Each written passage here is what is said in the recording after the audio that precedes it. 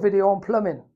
Now, plumbing is one of them unique items that we always have it provisional. So I've done my thing on provisional sums. Plumbing is always a provisional sum when it comes to extensions. And that's because we can't see under floors and walls. We don't know what's under there.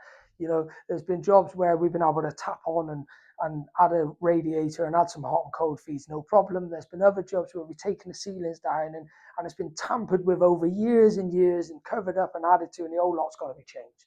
So plumbing, by way of it being a provisional sum, is virtually out of the control of the client. However, you know, if you know where your sinks are going, you know, your ensuite bathrooms, that sort of thing, I can be looking at the drainage. But plumbing is always going to be provisional on an extension because we don't really get to assess the extent of the existing plumbing until we're actually on site.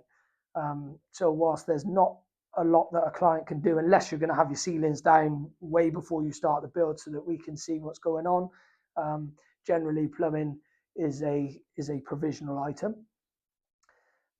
However, again, looking at de-risking the project, having your layouts done, what sort of toilets you're using, are they freestanding, are they back to the wall, are they wall hung toilets?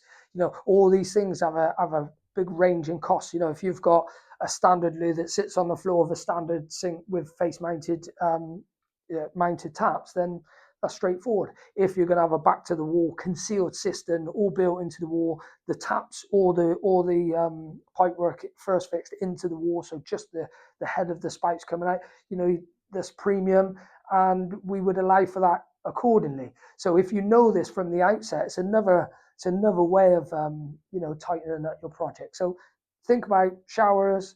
Think about, are you going to have a wet room? Are you going to have a shower tray? Do you want a shower door?